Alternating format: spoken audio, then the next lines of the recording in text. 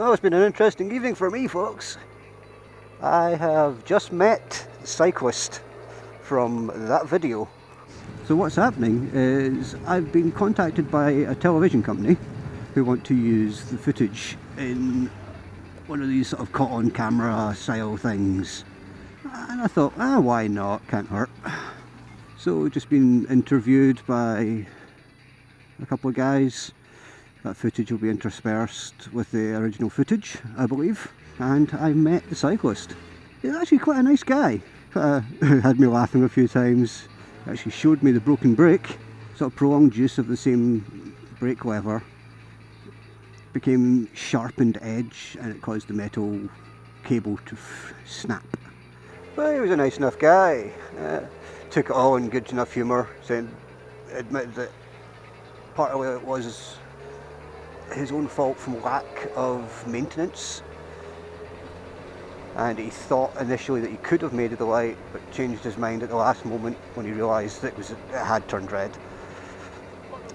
The taxi beside him was one of the causes for him going through it, as he had assumed that it was still amber. In about 6 months I will probably be televised. Hey. When they gave me the contract to sign regarding the footage, I initially went, no. There was a clause in it saying I'm not allowed to sell this to anyone else for the next 6 months. Well, I don't intend to sell this within 6 months to anywhere else. I would rather not be limited in that way, especially since they approached me with it. It was interesting having a chat with the guy though, while they were filming it, them looking for snippets of things would say that would be interesting to use as footage.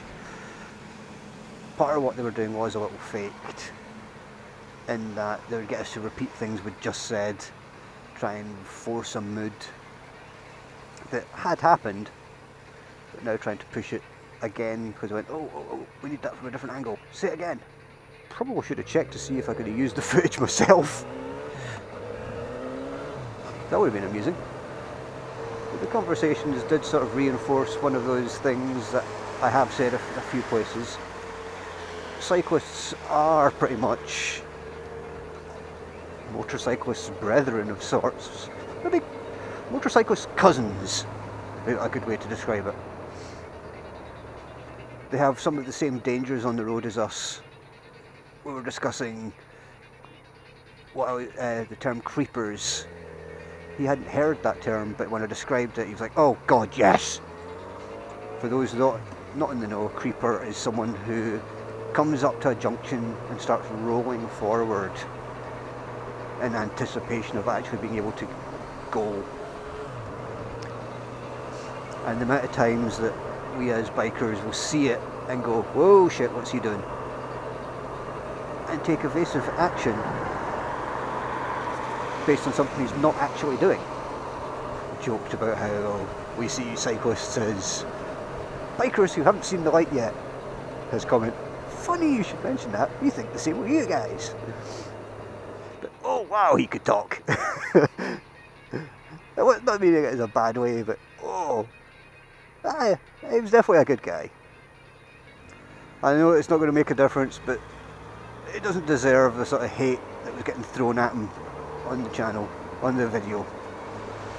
We discussed if we can get any the payments that we might be able to get for the appearance of this, contributor fee, that sort of thing, to see if we can discover or find out a charity that affects both cyclists and motorbikers, and see if we can donate the proceedings to them.